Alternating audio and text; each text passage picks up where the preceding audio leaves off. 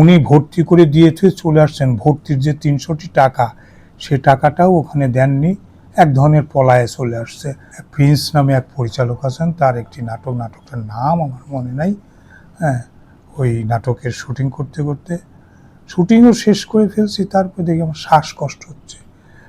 শেষে যে সিকোয়েন্সটা আমি করছি একটা স্যাড সিকোয়েন্স ছিল, কান্না বেশি করছিলাম, ওইখান থেকেই আস্তে আস্তে আমার শ্বাসকষ্ট হচ্ছিল।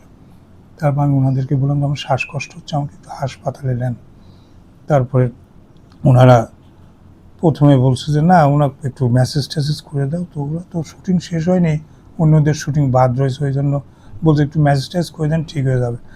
আমি বুঝতে পারছি যে হবে না, আমি যদি মারা যাই আমার কিন্তু অ্যাসোসিয়েশন আছে, আইনজীবী সমিতির পক্ষ থেকে আপনার নামে কিন্তু মার্ডার কেস করে দেবে। তখন তাড়াতাড়ি করে আমাকে নিয়ে আমি জেসে ক্লিনিকে ঢুকায়েন না, একটু ভালো হাসপাতালে ঢুকায়েন। তখন উনি এভার কেয়ার হাসপাতালে আমাকে দিয়ে থুয়ে চলে আসে। কিন্তু ওই পরিচালকের বিরুদ্ধে আমার বক্তব্য এটাই যে উনি ভর্তি করে দিয়ে থুয়ে চলে আসছেন। ভর্তির যে ৩০০টি টাকা, সে টাকাটাও ওখানে দেননি, এক ধরনের পলায়ে চলে আসছে। একমাত্র স্মার্ট সিটি বসুন্ধরা, আধুনিকতায় এক ধাপ এগিয়ে। এরকম একটা মানসিকতা। এবং আমি যেহেতু কাজটা শেষ করছি, আমার রেমুনারেশন আজ পর্যন্ত সেটা দেয় নাই। বরং আমি কয়েকবার তাকে ফোন দিয়েছি যে আপনি আমার রেমুনারেশনের টাকাটা দিয়ে দেন।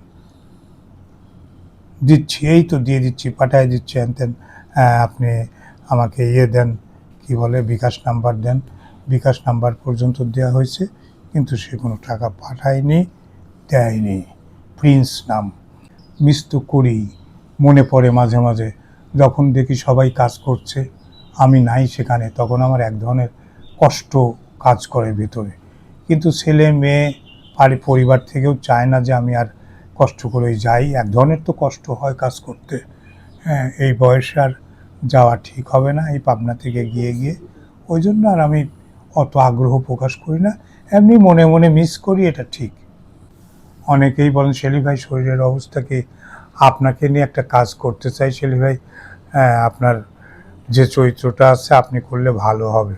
3 দিন আগেও মোশাররফ করিম আর শামীম জামান, পরিচালক অভিনেতা শামীম জামান 3 দিন আগেও ফোন দিয়ে বলছে শেলি ভাই, গতকালকেই মোশাররফ করিমের সঙ্গে আলাপ হচ্ছিল যে এই চরিত্রটা যদি শেলি ভাই করতো অনেক ভালো হতো। হ্যাঁ, কিন্তু আপনি তো আর আমাদের এখন সময় দিতে পারবেন না। এরকম মাঝে মধ্যেই অনেকেই সময় দিচ্ছে।